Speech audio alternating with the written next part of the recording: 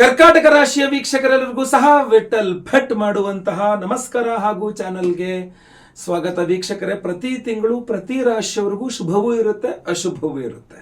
So ಎರಡು separate video ಮಾಡಿ ಹಾಕುವಂಥದ್ದು ನಮ್ಮ ಪದ್ಧತಿ ಮೊದಲಿಂದ ಸಾಮಾನ್ಯವಾಗಿ. ಸೊ ಈ ತಿಂಗಳು ಸಹ ಅಷ್ಟೇ, ನಾನು ಜನವರಿ ತಿಂಗಳ ಒಂದು ಮಾಸ ಭವಿಷ್ಯದಲ್ಲಿ ಈ ವಿಡಿಯೋದಲ್ಲಿ ಶುಭ ವಿಚಾರಗಳನ್ನು ತಿಳಿಸ್ತೇನೆ. ಇನ್ನೊಂದು ವಿಡಿಯೋ ಮಾಡಿಬಿಟ್ಟು ಅದರಲ್ಲಿ ಎಚ್ಚರಿಕೆಗಳು, ಏನೇನು ಸಮಸ್ಯೆ ಆಗಬಹುದು ಜನವರಿ ತಿಂಗಳಲ್ಲಿ ಕರ್ನಾಟಕ ರಾಶಿಯವರಿಗೆ ಅನ್ನುವಂತಹ ವಿಚಾರವನ್ನು ತಿಳಿಸ್ತೇನೆ ಗ್ರಹ ಸ್ಥಿತಿಗಳ ಆಧಾರವಾಗಿ. ಸೊ ದಯವಿಟ್ಟು ವಿಡಿಯೋ ಇಷ್ಟ ಲೈಕ್ ಮಾಡ್ಲಿಕ್ಕೆ ಮರಿಬೇಡಿ. ವಾಟ್ಸಪ್, ಫೇಸ್ಬುಕ್, ಮೆಸೆಂಜರ್, ಟೆಲಿಗ್ರಾಮ್ ಎಲ್ಲ ಕಡೆ ಸಾಮಾಜಿಕ ಜಾಲತಾಣಗಳಲ್ಲಿ ಈ ವಿಡಿಯೋನ ಶೇರ್ ಮಾಡ್ಲಿಕ್ಕೆ ಮರಿಬೇಡಿ. ಸಬ್ಸ್ಕ್ರೈಬ್ ಮಾಡ್ಕೊಳ್ಳಿ ಅಂದ್ರೆ ದಯವಿಟ್ಟು ನಮ್ಮ ಚಾನಲ್ನ ಸಬ್ಸ್ಕ್ರೈಬ್ ಮಾಡಿಕೊಂಡು ಬೆಲ್ ಬಟನ್ ಒತ್ಕೊಂಡು ಆಲ್ ಅಂತ ಮಾಡ್ಲಿಕ್ಕೆ ದಯವಿಟ್ಟು ಮರಿಬೇಡಿ. ಇನ್ನು ಫೇಸ್ಬುಕ್ಕಲ್ಲಿ ನಮ್ಮ ವಿಡಿಯೋ ನೋಡ್ತಾ ಇದ್ದಾರೆ, ನಮ್ಮ ಪೇಜ್ನ ಫಾಲೋ ಮಾಡ್ಲಿಕ್ಕೆ ದಯವಿಟ್ಟು ಮರಿಬೇಡಿ. ಕರ್ನಾಟಕ ರಾಶಿಯವರಿಗೆ ಎಲ್ಲರಿಗೂ ಸಹ ಒಳ್ಳೆಯದಾಗಲಿ. ಬನ್ನಿ, ಜನವರಿ ತಿಂಗಳ ಮಾಸ ಭವಿಷ್ಯ ಹೇಳೋಕ್ಕಿಂತ ಮುಂಚೆ ಜನವರಿ ತಿಂಗಳ ಗ್ರಹ ಸ್ಥಿತಿಗಳನ್ನು ನೋಡ್ಕೊಂಬರೋಣ. ಜನವರಿ 14ಕ್ಕೆ ಮಕರ ಸಂಕ್ರಾಂತಿ. ಜನವರಿ 21ನೇ ತಾರೀಕು ಮಿಥುನ ರಾಶಿಗೆ ಕುಜಗ್ರಹ. ಮಕರ ಸಂಕ್ರಾಂತಿ ಅಂದ್ರೆ ಧನುರ್ರಾಶಿಯಿಂದ ರವಿ ಗ್ರಹ ಮಕರ ರಾಶಿಗೆ ಹೋಗುವಂಥ ದಿವಸ, ಅದು ಜನವರಿ 14. ಜನವರಿ 21ಕ್ಕೆ ಮಿಥುನ ರಾಶಿಗೆ ಕುಜಗ್ರಹ ಸಂಚಾರ. ಕರ್ಕದಿಂದ ಕುಜಕ್ಕೆ ಉಲ್ಟಾ ಹೋಗ್ತಾನೆ ಯಾರು ಕುಜಗ್ರಹ, ವಕ್ರಿ. ಜನವರಿ 24ನೇ ತಾರೀಕು ಮಕರ ರಾಶಿಗೆ ಬುಧ, ಧನುರಾಶಿಯಿಂದ ಮಕರ ರಾಶಿಗೆ. ಜನವರಿ 28ನೇ ತಾರೀಕು ಮೀನ ರಾಶಿಗೆ ಶುಕ್ರಗ್ರಹ.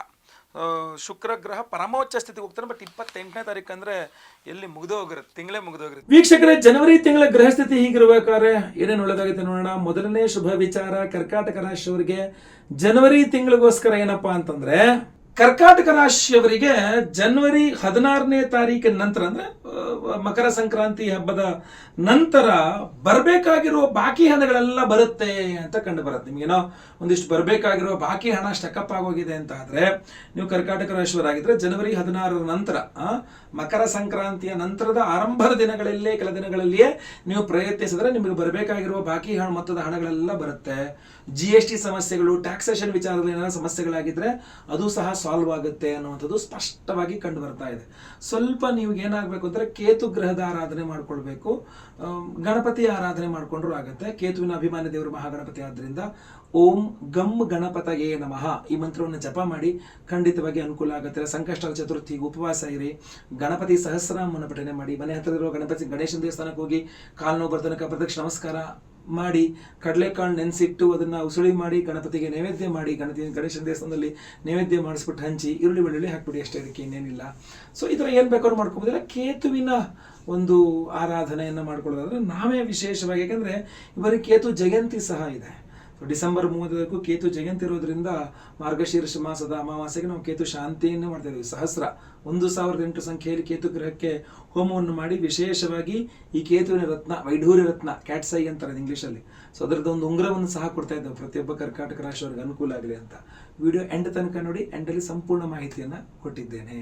ನೆಕ್ಸ್ಟ್, ಎರಡನೇ ಶುಭ ವಿಚಾರ, ಕರ್ನಾಟಕ ರಾಶಿಯವರಿಗೆ ಜನವರಿ ತಿಂಗಳಿಗೋಸ್ಕರ ಏನಪ್ಪಾ ಅಂತಂದ್ರೆ, ನಿಮಗೆ ಮೊದಲನೇ ವಿಚಾರದಲ್ಲಿ ಹೇಳಿದೆ ಜನವರಿ 16 ನಂತರ ಬರಬೇಕಾಗಿರೋ ಹಣ ಬರುತ್ತೆ ಅಂತೇಳಿ. ಆದ್ರೆ ಅದರ ಅರ್ಥ ಜನವರಿ ಮೊದಲ 2 ವಾರಗಳ ದುಡ್ಡಿನ ಸಮಸ್ಯೆ ಆಗ್ಬಿಡುತ್ತೆ ಅಂತಲ್ಲ, ತೀರಾ ದುಡ್ಡಿನ ಸಮಸ್ಯೆ ಆಗಿ ಏನಾಗುತ್ತೆ ಅಂತಲ್ಲ.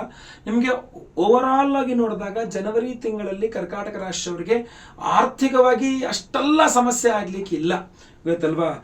ಇಲ್ಲ ಅಂತಂದ್ರು ಆ ಟೈಮಿಗೆ ಎಲ್ಲೋ ಒಂದ್ ಕಡೆಯಿಂದ ಅರೇಂಜ್ ಆಗ್ಬಿಡುತ್ತೆ. ಯಾರೋ ಸಾಲ ಕೊಡ್ತಾರೋ, ಅಥವಾ ಇಲ್ಲ ಬೇಕಾದ್ರೆ ಸಾಲ ಹುಟ್ಟುತ್ತೋ, ಅಥವಾ ನಿಮ್ಮದೇ ದುಡ್ಡಿನ ವ್ಯವಸ್ಥೆ ಆಗುತ್ತೋ, ಅಥವಾ ಏನು ಒಟ್ಟು ಆ ಟೈಮಿಗೆ ನಿಮಗೆ ಯಾವಾಗ ದುಡ್ಡು ಬೇಕು, ಜನವರಿ ತಿಂಗಳ ಮೊದಲ 2 ವಾರದಲ್ಲೂ ಅರ್ಜೆಂಟ್ ದುಡ್ಡು ಬೇಕು ಅಂದ್ರೆ ವ್ಯವಸ್ಥೆ ಆಗ್ಬಿಡುತ್ತೆ. ನಿಮ್ಮ ಕೈಯಲ್ಲಿ ಇಲ್ಲದೆ ಇದ್ರೂ ಸಹ ಆ ವ್ಯವಸ್ಥೆ ಆಗ್ಬಿಡುತ್ತೆ, ಆ ಟೈಮಿಗೆ ಕರೆಕ್ಟಾಗಿ ವ್ಯವಸ್ಥೆ ಆಗ್ಬಿಡುತ್ತೆ. ಸೊ ಅದು ಬಹಳ ಸಂತೋಷಕರವಾದ ವಿಚಾರ. ಕೆಲವರಿಗೆ ಎಷ್ಟೊಂದಕ್ಕೆ ವ್ಯವಸ್ಥೆನೇ ಆಗಲ್ಲ, ಸೊ ಅದರಿಂದ ಬಹಳ ಕಷ್ಟಪಡ್ತಾ ಇರ್ತಾರೆ. ಸೊ ಕರ್ನಾಟಕ ರಾಶಿಯವರಿಗೆ ದುಡ್ಡಿ ಕೈಯಲ್ಲಿಲ್ಲ ಅಂದ್ರೂ ಅವಶ್ಯಕತೆ ಬಿತ್ತು ಅಂದ್ರೆ ವ್ಯವಸ್ಥೆ ಆಗುತ್ತೆ, ಯೋಚನೆ ಮಾಡುವ ಕೆಲಸ ಇಲ್ಲ, ಖಂಡಿತವಾಗಿ ಅನುಕೂಲ ಆಗುತ್ತೆ.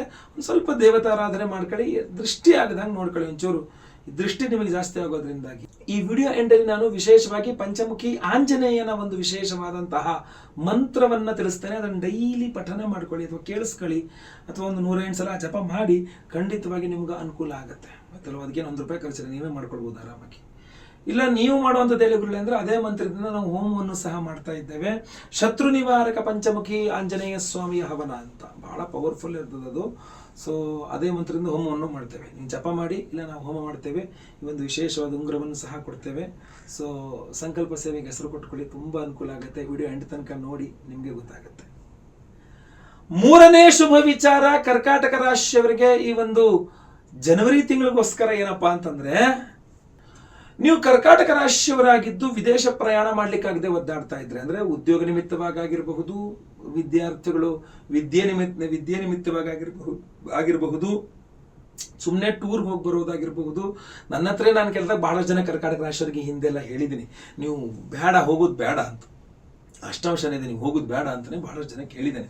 ಬಟ್ ಏನಾಗುತ್ತೆ ಅಂದರೆ, ಅಷ್ಟಮ ಶನಿ ಮುಕ್ತಾಯದ ಅವಧಿ, ಏನು ತೊಂದರೆ ಇಲ್ಲ. ಜೊತೆಗೆ ಬಹಳ ಪ್ರಮುಖವಾಗಿ ನಿಮಗೆ ವ್ಯಯದಲ್ಲಿ ಕುಜ ಬರ್ತಾನೆ, ನೀಚ ಸ್ಥಿತಿಯಲ್ಲಿ ಕುಜ ನಿಮ್ಮ ರಾಶಿಯಲ್ಲಿ ಕಡೆ ವ್ಯಯಕ್ಕೆ ಬರ್ತಾನೆ ಅಂತಂದಾಗ, ಸಪ್ತಮಾಧಿಪತಿಯ ಪ್ರಭಾವ ಚೆನ್ನಾಗಿದ್ದರೆ ಅವಾಗೇನಾಗ್ಬಿಡುತ್ತೆ, ನಿಮಗೆ ವಿದೇಶಕ್ಕೆ ಹೋಗುವ ವ್ಯವಸ್ಥೆ ತುಂಬ ಚೆನ್ನಾಗಿರುತ್ತೆ. ಕುಜ ಪವರ್ಫುಲ್ ಆಗ್ಬಿಟ್ರೆ ವಿದೇಶಕ್ಕೆ ಹೋಗೋಕ್ಕಾಗಲ್ಲ. ಕುಜ ಯಾವಾಗ ಪವರ್ ಲೆಸ್ ಆಗ್ತಾನೆ ಆವಾಗ ವಿದೇಶಕ್ಕೆ ಹೋಗೋಕೆ ಅನುಕೂಲ ಆಗೋದು.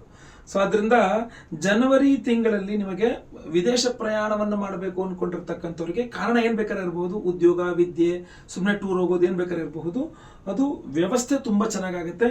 ಅದು ಮಾಸಾಂತ್ಯಕ್ಕೆ ಸರ್ದಂಗೆ ಈಸಿಯಾಗಿ ಕೂಡ ಬಂದ್ಬಿಡುತ್ತೆ. ನೀವು ವಿದೇಶಕ್ಕೆ ಹೋಗ್ತಕ್ಕಂಥದ್ದು ಜಾಬ್ ರಿಲೇಟೆಡ್ ಆಗಿ ಹೋಗ್ತಕ್ಕಂಥವ್ರಿಗಂತೂ ಇನ್ನೂ ಬೇಗ ಹೋಗುತ್ತೆ. ವಿದ್ಯಾರ್ಥಿಗಳಿಗೆ ಇನ್ನೂ ಜಾಬ್ ರಿಲೇಟೆಡ್ ಆದವ್ರಿಗೆ ಇನ್ನೂ ಫಾಸ್ಟಾಗಿ ಹೋಗ್ಬೋದು. ಖಂಡಿತವಾಗಿ ವಿದೇಶ ಪ್ರಯಾಣಕ್ಕೆ ಅನುಕೂಲ ಆಗುತ್ತೆ. ಸ್ಟಾರ್ಟಿಂಗ್ ಒಂದು 2 ತಿಂಗಳಲ್ಲಿ ಹೋದಾಗ ಕಷ್ಟ ಇರ್ಬೋದು, ಯಾಕಂದರೆ ಏಪ್ರಿಲ್ 1ನೇ ತಾರೀಕು ತನಕ ನಿಮಗೆ ಅಷ್ಟಮ ಶನಿ ಇರೋದ್ರಿಂದ. ಬಟ್ ಅದ ನಂತರ ಎಲ್ಲ ಸರಿ ಹೋಗುತ್ತೆ, ನಿಮಗೆ ಏನು ತೊಂದರೆ ಇಲ್ಲ, ಆಯ್ತಲ್ವಾ? ಸೊ ಗುರುಬಲ ಬಳಸ್ಕೊಳ್ಳಿ, ದೇವತಾರಾಧನೆ ಮಾಡ್ಕೊಳ್ಳಿ, ವಿದೇಶಕ್ಕೆ ಹೋಗಿ ಒಳ್ಳೆಯದಾಗಲಿ.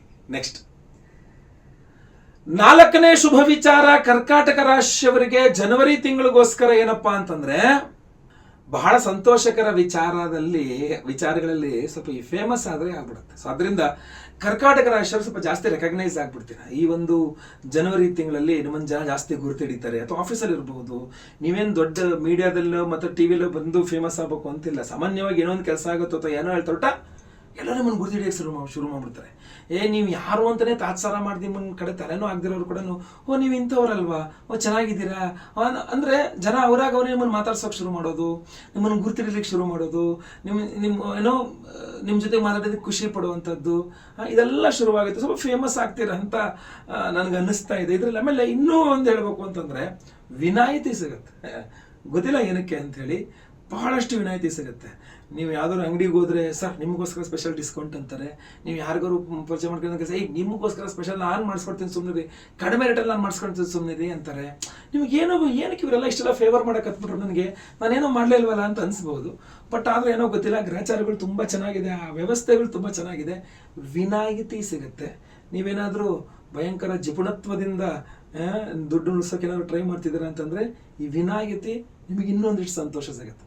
ಸರ್ ಫೇಮಸ್ ಆಗಲಿ ಬಿಡಲಿ, ವಿನಾಯಿತಿ ಸಿಗುತ್ತೆ ಸರ್ ಅಂತ. ಸೊ ಅದರಿಂದ ಇದೆಲ್ಲ ಸ್ವಲ್ಪ ಅನುಕೂಲವಾಗುವಂಥ, ನಿಮಗೆ ಸಂತೋಷ ಕೊಡುವಂಥ ವಿಚಾರಗಳು ಕರ್ಕಾಟಕ ರಾಶಿಯವರಿಗೆ. ಒಳ್ಳೆಯದಾಗಲಿ. ಯಾಕೆ ಅಂತಂದರೆ ಎಲ್ಲರೂ ಸಹ ಖುಷಿ ಪಡ್ತಕ್ಕಂಥದ್ದು.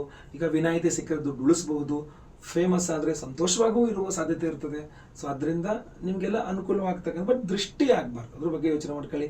ಸ್ವಲ್ಪ ಫೇಮಸ್ ಆದ ತಕ್ಷಣ ದೃಷ್ಟಿ ಆಗೋದು, ಎಲ್ಲರೂ ನಿಮ್ಮ ಕಡೆ ದೃಷ್ಟಿ ಆಗುವಂಥದ್ದು ಇಂಥದ್ದೇ. ಸೊ ಅದಕ್ಕೆ ಈ ವಿಡಿಯೋ ಎಂಡಲ್ಲಿ ಇರುವಂತಹ ಆಂಜನೇಯ ಸ್ವಾಮಿಗೆ ಮಂತ್ರವನ್ನು ಪ್ರತಿದಿನ ಕೇಳಿಸ್ಕೊಳ್ಳಿ, ಫ್ರೀ, ಆರಾಮಾಗಿ ಕೇಳಿಸ್ಕೊಳ್ಬೋದು. ಸಾಧ್ಯ ಇಲ್ಲ ಅಂದ್ರೆ ಹೋಮಕ್ಕರು ಕೊಡಿ, ಯಾವ್ದಾರ ಒಂದು. ಆ ಆಂಜನೇಯನ ಶಕ್ತಿ ಇರಬೇಕು ನಿಮಗೆ. ಶತ್ರು ನಿವಾರಕ ಆಂಜನೇಯ, ಪಂಚಮುಖಿ ಆಂಜನೇಯ, ಅದು ಭಾಳ ಪವರ್ಫುಲ್ ಆಗಿದೆ, ಆಯ್ತಲ್ವಾ? ಒಳ್ಳೆಯದಾಗಲಿ ನಿಮಗೆ. 5ನೇ ಶುಭ ವಿಚಾರ ಕರ್ಕಾಟಕ ರಾಶಿಯವರಿಗೆ ಜನವರಿ ತಿಂಗಳಿಗೋಸ್ಕರ ಏನಪ್ಪಾ ಅಂತಂದ್ರೆ, ನೀವು ಕರ್ಕಾಟಕ ರಾಶಿಯ ಅವಿವಾಹಿತರಾಗಿದ್ರೆ ವಿವಾಹದ ವಿಚಾರದಲ್ಲಿ ಅನುಕೂಲ ಆಗ್ಬಿಡುತ್ತೆ. ಯಾಕೆಂದ್ರೆ ಗುರುಬಲನೂ ಕೆಲಸ ಮಾಡುತ್ತೆ, ಶುಕ್ರ ಸಂಚಾರವು ತಕ್ಕ ಮಟ್ಟಿಗೆ, ಅಂದರೆ ಸಪ್ತಮಾಧಿಪತಿಯೊಂದಿಗೆ ವಿವಾಹಕಾರಕನ ಯುತಿಯಾಗುತ್ತೆ ಶುಕ್ರ ಮೊದಲ 2-3 ವಾರಗಳು. ಸೊ ಎಲ್ಲ 4 ವಾರನೂ ಹೆಚ್ಚು ಕಡಿಮೆ 28ನೇ ತಾರೀಕಿನ ತನಕ. ಸೊ ಅದು ನಿಮಗೆ ತುಂಬ ಅನುಕೂಲ ಆಗುತ್ತೆ. ವಿವಾಹಕಾರಕನ ಜೊತೆಗೆ ಶುಕ್ರನ ಸಂಯೋಗ, ಇಬ್ಬರು ಮಿತ್ರರು, ಶುಕ್ರ ಮತ್ತೆ ಸಪ್ತಮಾಧಿಪತಿ, ನಾನು ಮಾತಾಡುವಂಥದ್ದು ಸಪ್ತಮಾಧಿಪತಿಯ ಜೊತೆಗೆ ವಿವಾಹಕಾರಕನಾದ ಶುಕ್ರ ಗ್ರಹನ ಯುತಿ ಅಲ್ವಾ. ಇದು ಸ್ವಲ್ಪ ವಿವಾಹದ ವಿಚಾರದಲ್ಲಿ ಅನುಕೂಲ ಮಾಡುತ್ತೆ. ಈ ಕಡೆ ಗುರುಬಲ ಬೇರೆ ಇದೆ ನಿಮಗೆ.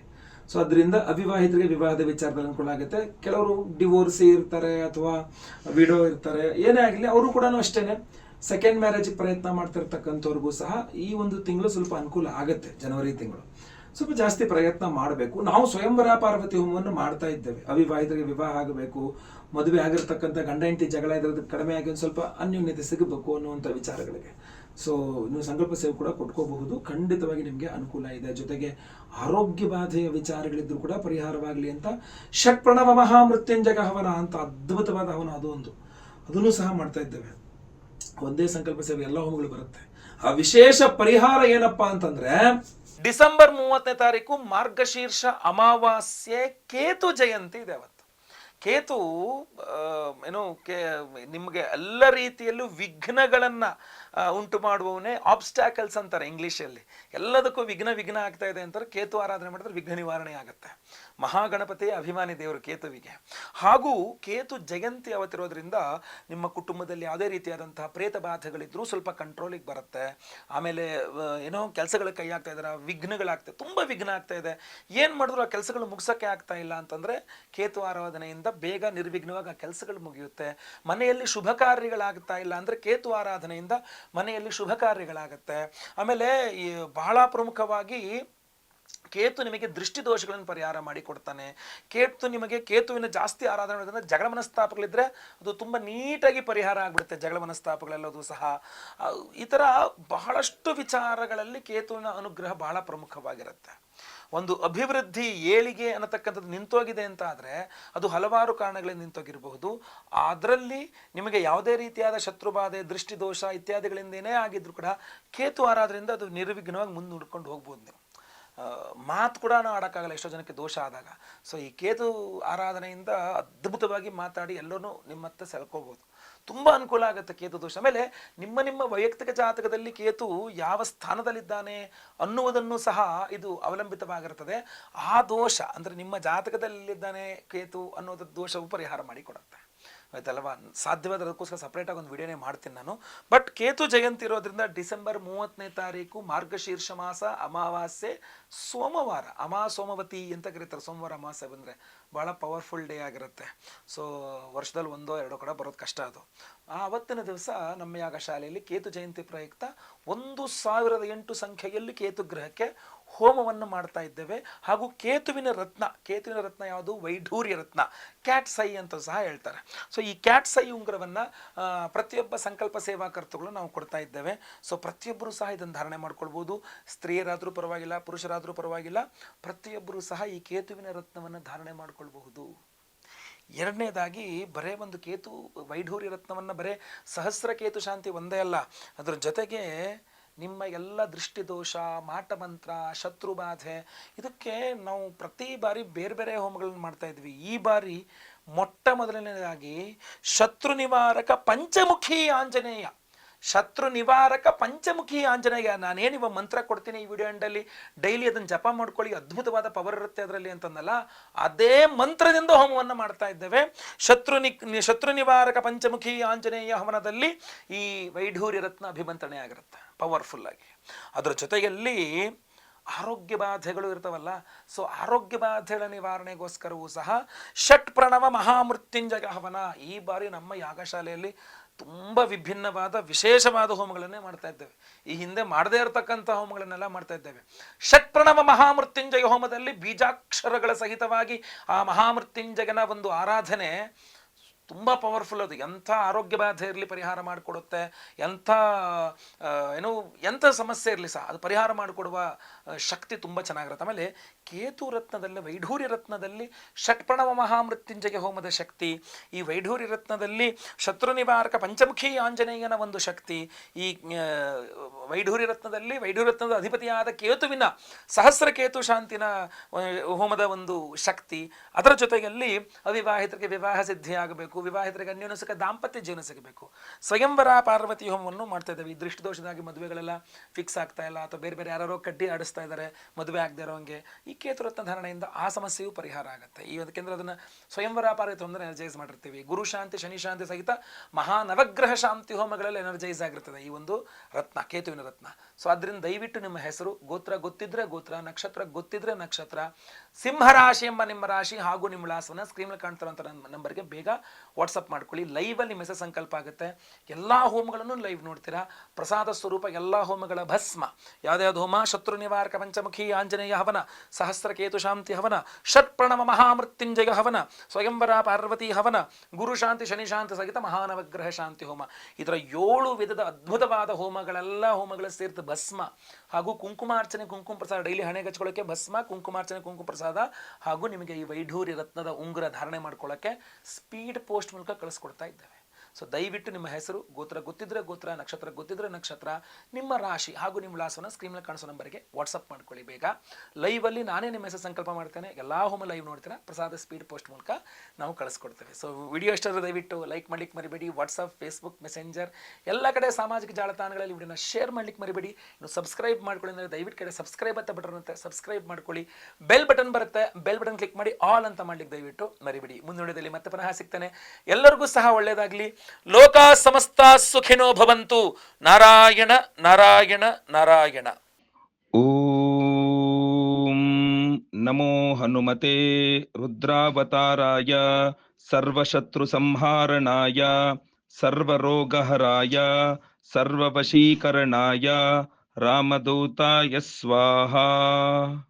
ಓಂ ನಮೋ ಹನುಮತೆ ರುದ್ರಾವತಾರಾಯ ಸರ್ವಶತ್ರು ಸಂಹಾರಣಾಯ ಸರ್ವರೋಗಹರಾಯ ಸರ್ವವಶೀಕರಣಾಯ ರಾಮದೂತಾಯ ಸ್ವಾಹಾ. ಓಂ ನಮೋ ಹನುಮತೆ ರುದ್ರಾವತಾರಾಯ ಸರ್ವಶತ್ರು ಸಂಹಾರಣಾಯ ಸರ್ವರೋಗಹರಾಯ ಸರ್ವವಶೀಕರಣಾಯ ರಾಮದೂತಾಯ ಸ್ವಾಹಾ.